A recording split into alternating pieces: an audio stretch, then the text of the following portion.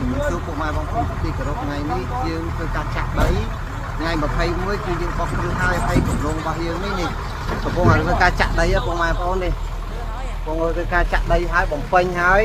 ថ្ងៃ11យើងបោះគ្រឹះហើយពុកម៉ែបងប្អូនដែលចង់បានអាចមកមើលបានផ្ទាល់តែម្ដងនេះទីតាំងយើងគឺល្អពុកម៉ែបងប្អូនដី24ម៉ែត្រសាច់ដីពុកម៉ែបងប្អូនសាច់ដី24ម៉ែត្រនេះពុកម៉ែបងប្អូននេះយើងកំពុងថតដាក់ដ្រូនឲ្យពុកម៉ែបងប្អូនមើលហើយឯកសារយើងមានមួយសេតពុកម៉ែបងប្អូននេះប្លង់រឹងឈ្មោះខ្ញុំមួយសេតនេះពុកម៉ែបងប្អូននេះឈ្មោះយើងឲ្យច្បាប់សាងសង់អីវាមួយសេតជាមួយនឹងការរត់ទឹករត់ភ្លើងក៏មានមួយសេតដែរពុកម៉ែបងប្អូននេះឯកសារច្បាប់សាងសង់ហើយឯកសារប្លង់យើងមានមួយសេតពុកម៉ែបងប្អូនដែលធ្វើការទិញភ្លាមគឺអាចធ្វើការកក់លុយភ្លាមហើយយើងបុកគ្រឹះថ្ងៃ11ពុកម៉ែបងប្អូនបុកគ្រឹះថ្ងៃ11ទីតាំងនេះគឺល្អមែនតែនពុកម៉ែបងប្អូននេះមានប្លង់រឹងមួយសេត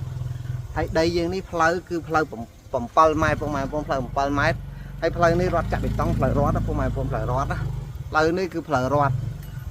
ពុកម៉ែបងប្អូនដែលពេញចិត្តគឺអាចមកមើលផ្ទាល់បាននេះទីតាំងគឺល្អណាស់គឺពុកម៉ែបងប្អូនដែលពេញចិត្តមានចំណាប់អារម្មណ៍គឺអាចមកមើលផ្ទាល់បាននេះទីតាំងគឺល្អនេះពុកម៉ែបងប្អូនហើយឥឡូវនេះយើងកំពុងចាក់ដីហើយយើងបង្ហាប់ហើយយើងធ្វើការបោះគ្រឹះថ្ងៃ11ហើយនេះប្លង់ស៊ីនរបស់យើងនេះ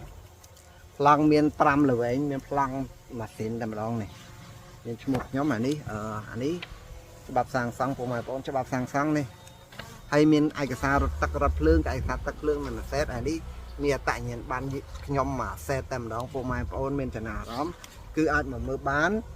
សាច់ដី24ម៉ែត្រជាមួយនឹងការដេកផ្ទះដោយស្អាតផ្ទះនេះវែងទល់មុខខុនដូពុកម៉ែបងប្អូនទល់មុខខុនដូតែម្ដងផ្ទះនេះគឺទល់មុខខុនអូក្តាប់ក្រោយជាប់ខុនដូគេពុកម៉ែបងប្អូននេះជាប់ខុនដូគេនេះពុកម៉ែបងប្អូនជាប់ខុនដូនេះ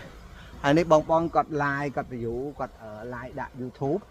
ឲ្យបងប្អូនមើលទីតាំងក៏ល្អដែរហើយនេះគាត់ view ទីតាំងដែរល្អ